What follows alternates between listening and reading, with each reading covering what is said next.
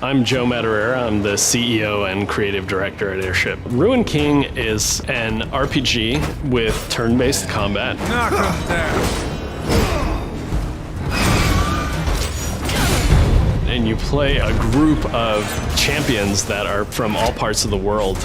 They converge in Bilgewater, which is this town of like traitors and rogues and thieves. Some live there, some are just transient and visiting for who knows what purposes.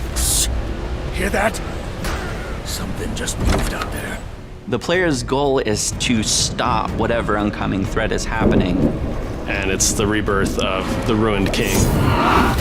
It's a story largely about misfortune and Illaoi. And these are characters with a kind of a strained history. You know, they're sometimes friends, sometimes foes. They're having to work together. Illaoi, it's been a while. I was starting to think you were avoiding me. You throw in a guy like Braum, who's just bringing positivity to like every scene. This will be fun, yes? Yasuo and Ahri, who, you know, they're kind of dealing with like ghosts of their past, and they're kind of bonding over that. Ahri? But they have a lot of secrets. I need to control myself. And then you have Pyke, who's just crazy. We wanted to make sure each combat was challenging. We don't really want you to just like mindlessly hit one attack and then, oh, now it's a Balsam use strategy. So lots of the creatures have unique mechanics.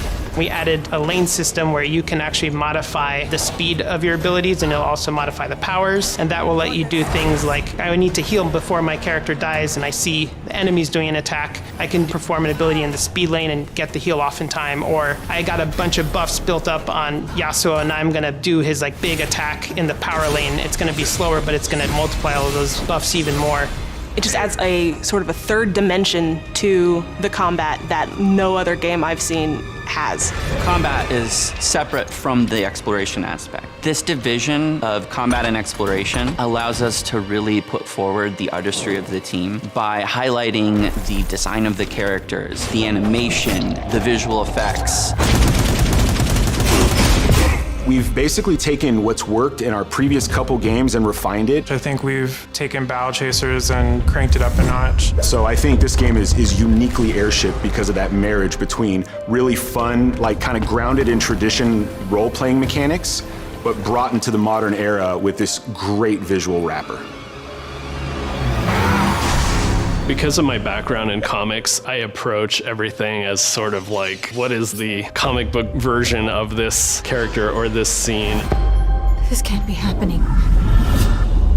Everyone from role-playing fans to people who are adjacent are gonna get something out of this game. It's not just for League of Legends players. It's a story that anyone can jump into and understand. You know, digesting the beauty of the world to, you know, really grinding your gears and trying to figure out the strategies and tactics to get through hard and difficult battles, to League fans who have always wanted to take a step away from the competitive game What the? and just live in the world.